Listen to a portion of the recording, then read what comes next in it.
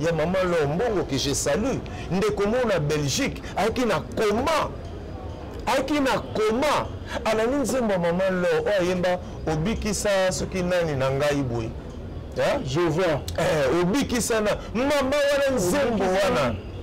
Nzembo maman Lo wana et binisa maman na coma na poto mindele bakamo babi ça c'est non, c'est dit jamais vu, ce n'est pas possible. Je vois, il y a maman Lo Moro, il y a Yemba, je vois ici, je vois Nzembo wana. Obikisa na malade ya motema, Nzembo wana esala ete mangana ya maman na plateau.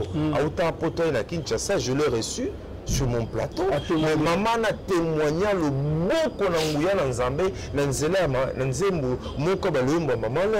C'est ça kapona ko loba ete nzembo wana o ba yembaka surtout ba o bazali inspiré ezali kosala biso bolamu ezali kopambola ezali kosunga azwa guérison après avoir kola na nzembo ya maman Lo Mbongo. Oui, maman ngona autaka na kanisi Belgique.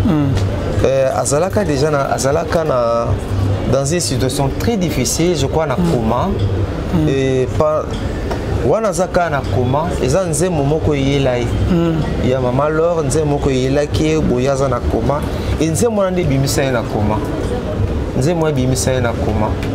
Donc banzembo oyo tolandaka netinga maman Lo Mbongo a donné un événement moko concert, un grand concert na niveau ya Paris. Le 8 décembre, le Noko, le Bana Bande Oignon, Tobazola Nabiso. N'a encouragé, c'est une bonne initiative. C'est la Banzambo Zola Sobipai Nabipai. Baoza Nathan, Baoza disponible. Bakende kopambola nzambe et surtout na ngaba ken attitude ya louange, ya adoration, ya prière. Pour mbala mingi pe ba concert eza ko se transformer na wenze, na ba wenze. Menga na osek ba bakende na attitude ya na ke luka nzambe, na ke yoka nzambe, na ke solola na nzambe. Nake nzamba lobela ngai nzela mosali na ye nangi bande bake na attitude wana ekozala lipamboli monene. Voilà, parce que va peine un témoignage moko opesa maman moba bikisa azwa guérison après avoir kola na nzembo ya maman Lo Mbongo. Oui, maman ngona autaka na kanisi Belgique. Azalaka déjà dans une situation très difficile, je crois na coma. Et par wanazaka na coma eza nzembo moko yelai ya maman Laure nzembo moko yelaki boyaza na coma et nzembo nande bimisa na coma, nzembo bimisa na coma. Donc banzembo oyo tolandaka netinga. Donc vous comprenez que il y a la musique inspirée, il y a la musique inspirée et ça peut la musique oyo ya kizobazoba.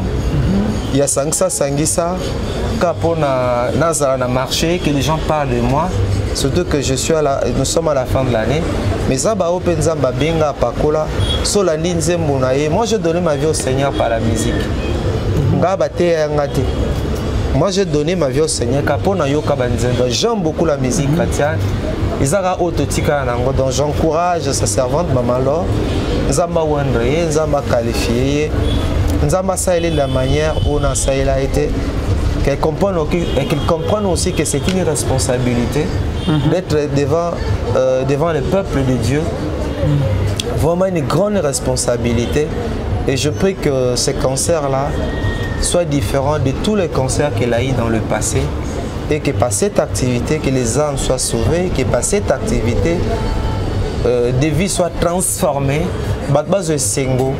Batouba à la réconforter, Batouba à l'encourager, Batouba à la bénir et Rosala Nzamba Rosepela. Et puis quand Dieu est content, il nous bénit toujours. Merci beaucoup Papa Max Mbenga. En tout cas, toi, il y a une attitude, il y a prière et vous allez bien ma case. Koya kozwa eloko ke Nzambe a bombé de biso quoi. Donc le 8 décembre, biso nyons tout au kutana na Paris na concert, il y a maman Lo Mbongo Lemba.